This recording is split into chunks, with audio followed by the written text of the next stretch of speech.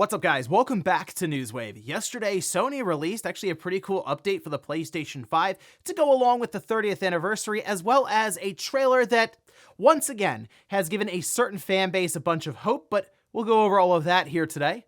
Also, we are going to be talking about an apparent leak for the Switch 2. This having to do with the Joy-Cons with it. However, the backstory, the sourcing, does seem a bit sketchy, but also a bit familiar. And then we also have Sony's Handheld that actually gets a bit more corroboration from a pretty reliable source. So if you guys enjoy these videos, make sure that like button helps out a ton. And if new here to the Spawn Wave channel, make sure you subscribe down below. And of course, members of the channel do get Newswave early. If you would like to learn more about that, click the join button down below.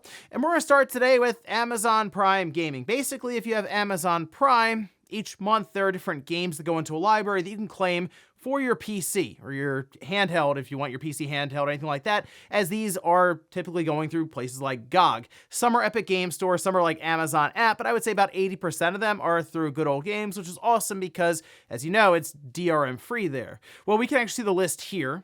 Now, there are some games that are available immediately right now, like Star Wars Bounty Hunter. Thought that was a cool one to see get thrown in there. Tomb Raider Underworld, a little nostalgia there. Overcooked 2, Call of Juarez Gunslinger, and then Dredge. Moving up to December 5th, we have Quake 2, and then Disney Pixar WALL-E. That one's actually the Amazon Games app. Okay. Moving to December 12th, we have Planet of Lana, Heroes Hour, The Coma Recut, Electrician Simulator, and then Redrawn the Painted Tower Collector's Edition. Moving to December 19th, Nine Witches Family Disruption. We also have Predator Hunting Grounds, Aces of the Luftwaffe, Simulacros, Christmas Fables, The Magic Snowflake, and December 26th, we have The Town of Light. So, I mean, it's not a bad list for what most people don't realize they actually have, which is like this Amazon Prime gaming subscription thing. So, if you have Amazon Prime and you weren't aware of it, you may as well go and claim these different titles again through GOG. It's good to have at least on your PC in case maybe you get a gaming handheld down the line, or if you just have a decent enough PC to play them. There are some pretty cool ones to jump into, especially something like Bounty Hunter, so go check it out. Also, we do have Indiana Jones coming up this week for early access. I've talked about my thoughts around a single-player early access game, which to me is like, that's the actual launch. So doing that thing where they're kind of holding the title hostage for about 3 days. In this case, with Indiana Jones, they're going to release it 3 days early on December 6th, I believe, like right at midnight Eastern time, whereas it's going to be coming out December 9th. However, we do have the embargo details, as in when reviews will go live for it, which we can see this is posted.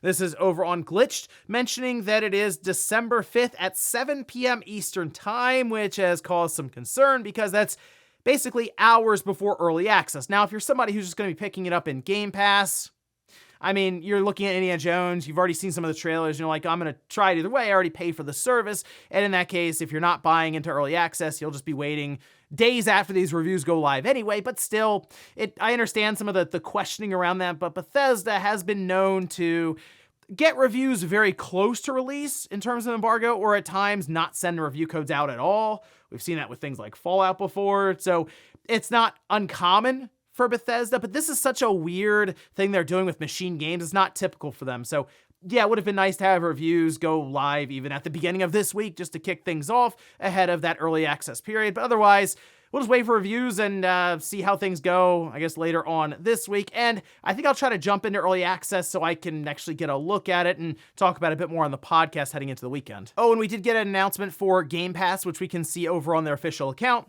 where they say Crash Team Racing Nitro Fueled is coming to Xbox Game Pass December 4th. That'll be tomorrow. You can check it out. And I mean, if you like Crash Team Racing CTR from back in the day on like the original PlayStation, this is an awesome title to check out. It's interesting the way they're doing this with the cadence of releases, because I'm sure they could do bunches of games going in at once, but they are kind of doing it every 4 or 5 weeks or so, and in this case, at least just another Crash game going in. But I'm hoping at some point the floodgates open for a lot of the Activision Blizzard stuff But for now, at least, Crash Team Racing coming up tomorrow. I think it's a fun one to at least download if you have Game Pass. And guys, with some of the quick news out of the way, let's get into the bigger stuff. Let's start right away with PlayStation and their 30th anniversary, which is officially today, December 3rd. Of course, back in 1994, the PlayStation, original one, released in Japan. And here we are now 30 years later. And Sony has already done some stuff to commemorate, which should be viewed as a big anniversary, 3 decades of this brand and this console platform.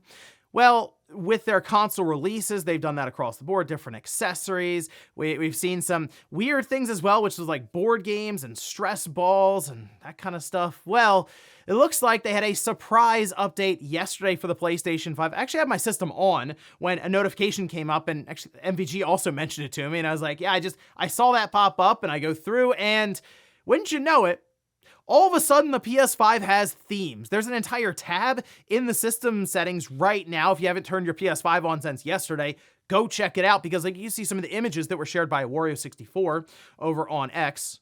And we have the 30th anniversary appearance and sound, and there's a menu you can then choose between the 30th anniversary, which is a theme of just PlayStation in general through the years, or the original PlayStation, the PS1, PS2, PS3, or PS4. And what happens here is when you pick one, you'll then have different menu sounds that are reminiscent of that console. And they'll even have some changes when it comes to like the guide. When you hit the guide button, it'll come up with sort of a different menu overlay. I'd like the PS3 as an example. I checked that one out. You had like the little PlayStation 3 wave in the background or even in the foreground when you hit the guide button. And then at the top, you had a kind of a callback to the cross media bar with the time. And that was kind of cool. You also had the sound effects that for the PS3 were kind of like these little clicks as you went around the menu, that cross media bar. PS2 did have its iconic sounds from the back of the day as well. Kind of it was always sort of this mood when you turn the PS2 on, and it was almost ominous to a point with it in the background as you're scrolling through. And then they have overlays for that as well. And then the PS4, I guess out of the 3, might be the most cheery system. That one was a bit more upbeat, I guess, when I was going through it here. However, they did at least try to touch on each generation, each platform, and try to make it fit to the PS5. Now, they have mentioned that this is temporary, which people weren't too happy to hear about that. However, as I'm checking these out, I realize I don't know if these are themes you would want to leave on for the long haul. I think it's cool that they're there, but it's very clear that these were not designed with the idea of the PS5 menu system in mind, as it kind of covers up certain things, sort of breaks the sound and music maybe when you're scrolling between some of these different games, and rather than kick that into place, like the music in the background, it just isn't really there. It seems like something that they were just as a fun temporary thing, so they could kind of cut some corners when it comes to the perceived quality of them. However, really in my mind, this has sort of opened the door to, hey, we should have themes, because this is a really cool sort of proof of concept. Like, you could have themes that sure are higher quality or lean into certain events or game releases, and maybe if they work to fit into the PlayStation 5's menu a bit more, it'd be cool to leave them on like indefinitely, especially if there is a big game coming out that you're really excited for. It's fun to have the dynamic themes and other parts working into the promotion of the game, yes, but also just to have as a really cool setup and background and theming. Now, along with all of this, Sony did release a trailer that was sort of cut up and was like, hey, thank you for, yes, giving us your money for 30 years, but it was fun to kind of look back and show different cuts of each game from the different generations. And the last frame, the last game that they showed was Bloodborne, and you can see it says it's about persistence. And I mean, come on, Sony, like, you have to have a plan for Bloodborne. There's no way you close out the trailer like that and there's no plan in place behind the scenes. Like, to me, something is going on with Bloodborne. It's just, unless it's been coincidence after coincidence after coincidence, to the point where Sony even leans into it at times on social media and other things, like, I feel like either it's a patch or it is a full-on remake or something is happening there with Bloodborne. it all lines up too perfect for it not to be a thing, and they're just kind of trolling and playing around with it, keeping it in people's minds for the eventual reveal, and oh yeah, it's out in less than a year or something, as we've been seeing them do with more and more of their releases. But really, really cool stuff, I think, with just the playing around with the temporary themes at this point, and even the cut up for that trailer, and the potential for more stuff happening today, since this is the official like anniversary for PlayStation. Today is when I would assume all kinds of announcements would hit, but I guess we'll see. Next up, let's talk about this Switch 2 leak, which we've talked about factory leaks in the past. I mean, for the just the regular Switch, it happened. It also happened with things like the Switch Lite. Heard about it with the PlayStation 5, so it's not uncommon to get images or other things out of the factory level as these things go into mass production, and there is belief right now that the Switch 2 is in mass production or just about to go into mass production, and it would make sense if Nintendo wants to have millions and millions of systems ready to go, say, in the first half of 2025. Even like in the summertime, you'd want to start getting things moving here pretty soon. Well, these are the images that started popping up. And first you can see this was over on X. This was one that was being passed around from Pori Leaks, and it shows a couple of images of what looks like the different Joy-Cons. Now we see some side profiles of it as well as the front. And then we even had a video that was shown over on, I saw this on the Switch 2 subreddit. And as we're going through this, it appears to have come from Bilibili, which is, it's like a video sharing platform similar to YouTube, but in like China. And as they were going through this one, there's a few things we can take away from this. The first is that the Joy-Cons appear to be pulled directly off of the Switch 2 base unit here. It's kind of blurry, but you can kind of see the motion as they pull it from there. So people are looking at this as, oh, it is magnetic, which I feel like we have enough to go on to believe that the Joy-Cons for this next system won't have a rail system, but would be magnetic in some way. And I still need to see how exactly that's going to work in practice, because while many of us may be careful and respectful of our Joy-Cons, there's a lot of kids that just throw those things around, and it's got to stand up to quite a bit. Now, it also appears that there are two IR sensors, so one on either Joy-Con at the bottom, as was noted by sort of these windows. I'm trying to envision why you would want two IR sensors, because it feels like the one IR sensor we have right now is underutilized completely, but maybe they have plans for next-gen Labo as well. There is another button or release trigger on the back. It seems that the running theory is that's just how you would remove it, say, from the Switch 2 base unit. SL and SR buttons are larger. They're a bit more defined here, which for single Joy-Con play should hopefully help out. Although the Joy-Cons themselves do look a bit larger, so that on its own might help. No D-pad, of course. That's I think that's pretty obvious just based on the way Nintendo's been going with the Switch. Having a D-pad does sort of throw out the idea of the split Joy-Con play.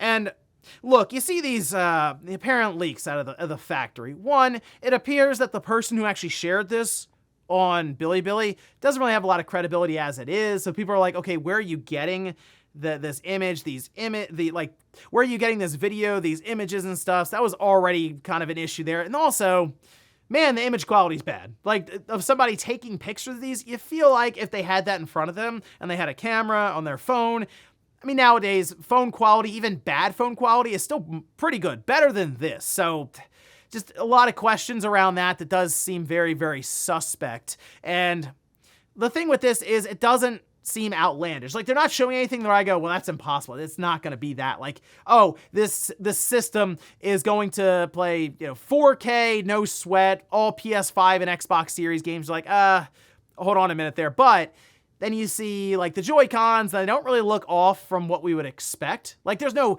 big mouse wheel in the middle. There's no even D-pad or things that would normally appease what people are looking for or just make them excited. It's just kind of like, yeah, okay, that's kind of what I figured the next-gen Joy-Con would look like. So that's the other thing. It's nothing that's over the top or not obvious as it is. So something to keep in mind, because we've seen factory leaks before actually end up being real when people didn't expect it, like the Switch Lite. So just kind of put this in the back of your mind. File it away for now, and we'll come back later, hopefully in a couple of months when Nintendo finally unveils the thing, and we'll see if this was an actual leak or just somebody making it up and putting on Bilibili. Next up, let's talk about Sony's handheld once again that is apparently in development, at least early stages of R&D, and this is something we're still years off of, based on even the recent report from Bloomberg. However, we had some more corroboration for that report. This we can see was transcribed by VGC, and it's actually taken from Digital Foundry in a video that they published yesterday.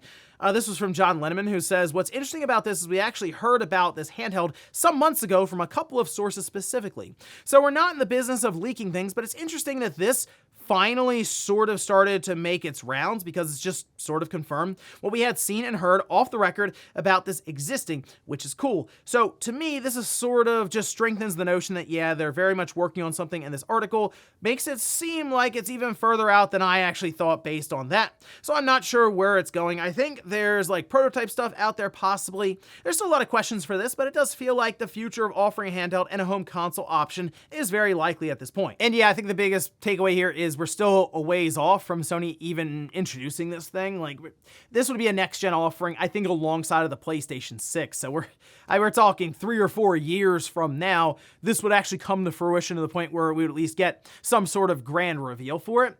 But I do think Sony understands the market right now, seeing what's happening with these PC gaming handhelds.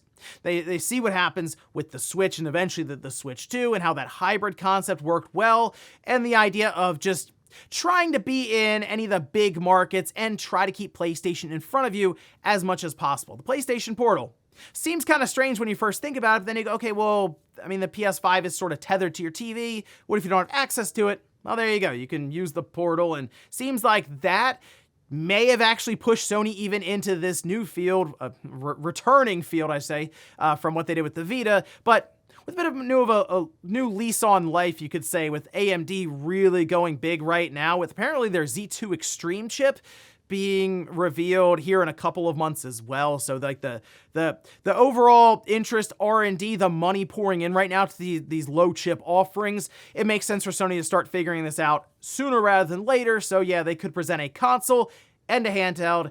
Just don't expect it anytime soon. However, it does seem like, yes, things are happening in the background, so we'll see what I guess the Vita 2 ends up looking like. To me, that's the big question. What would you call this thing? If we have a PlayStation 6, would you just call this the PS6 Portable? Or would you come up with some other branding like how we have the Portal?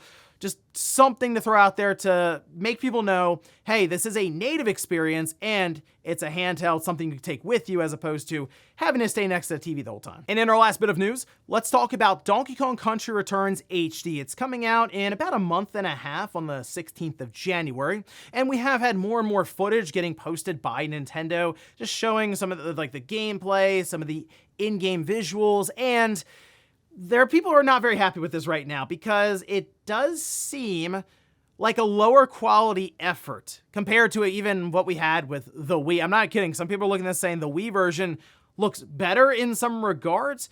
Not necessarily resolution or clarity, but even like art style and assets. Well, some of the comparisons right now are coming from Game Explain, and what they're doing is putting it up against the Wii. And the big thing here, for example, this tweet was making the rounds, and this was from Leo, showing that the water in the background between HD and the original Wii release, by the way, 14 years ago now, which, man, every time I look at how long it's been since some of these classics released, it really does show how old we all are. But anyway, this one in particular, the water in the background, the waves, do look worse on the Switch version. Some other things in the background also look worse than the Wii. And look, here's the thing. You have a game on the Wii 14 years ago. You start to play around with the idea of making it 1080p and clearing things up and cleaning stuff up, and all of a sudden, it's just not gonna, like, there's a lot of stuff that was hidden with the Wii release because it was like 480p at the most on the Wii. And that's just the way it goes with a lot of these remasters, quote unquote. A lot of times you clean stuff up and it looks like it kind of loses something. It looks maybe a bit more sterile, or in this case, it has graphical glitches. Now, the other aspect of this is this is a game that's coming from Forever Entertainment. And because of that, it was already going to be under the magnifying glass immediately. And then tack on that the $60 price tag, $10 more than the original one. It's just, there were a lot of expectations when you present a price point like that, and then you see what's turned into, I mean, the way that it's Nintendo's own Watergate at this point in 2004, almost 2005. It's incredible stuff there. So for me, I think I'm passing on this game. I played it on the Wii. It was fun. But I feel like going into 2025, there will be bigger and better things to be picking up and playing. But hey, if you've never played it before and you're interested, it is a very good 2D platformer, but it doesn't look like the effort is there necessarily for what they're asking at this time. And who knows, maybe down the road, Nintendo does knock it down in price. Even to like 30 or 40 bucks, I might be a little more interested, but right now, I think I'm good. And before we go to the comment of the day, we'll take a look at the poll that I posted up yesterday. We're asked, Sony dropped themes for the PS5 based on their previous console generations. Which system theme are you or even would you use? And the PS2 was leading the way, of course. I mean, it just had a very iconic look and feel to it. I get it, especially the menu system, but also it's the best-selling system of all time. It's one that many people grew up with. It had a lot of classic games, and it made that big shift from kind of 3D to like, okay, this looks incredible with titles like Metal Gear Solid 2, for example, or Sly Cooper, or Jak and Daxter, or Grand Theft Auto. Like I said, the list goes on there, a lot of memories. PS1, though, that hit hard. I mean, when I turned on the PS5 and it hit me with the PlayStation 1 startup screen that looked incredibly, incredibly clean, by the way, that was a really nice surprise. Then the PS3, and then the PS4. I understand the PS4 is going to be at the bottom. It's the most recent. Some people may already still have their PS4 hooked up. And it's like, oh, okay, now this is a PS4? Why wouldn't I just pick any of the older retro systems that I probably don't have hooked up? But yeah, PS2 leading the way, I get it. I actually have mine set to the PS3 at this point. I think I'm good there, although that PS2, that one definitely hit pretty well too. And we'll finish up with the comment of the day as you're seeing here. This is from Carlo, who says, I think there should be more than one storefront, not just on the phone, but other kinds of devices that have in-system storefront due to how we are moving to digital. I think consumers should have the choice where they get it and not forced to get it in one place only. That is definitely going to be a conversation in the future, especially when we get to a point where, let's say there's no physical media for Sony, and you can only go through their storefront, because you can't go to a GameStop, a Best Buy, a Walmart, and buy a card that then lets you have that game, like where you scratch off it and punch the code and, oh yeah, there's God of War. You can only buy like the digital currency cards from them, which means then yes, Sony would completely control the market. Like, it's up to them what prices are, when discounts happen. There's no more competition for consumers. That then becomes an issue. So I think it will be a conversation that we'll have way too late, and there'll probably be an entire generation where we're basically at the mercy of big platform holders like Sony, like Microsoft, like Nintendo. I think it'll happen first with Microsoft, then Sony, then Nintendo, in order of like physical goods going away.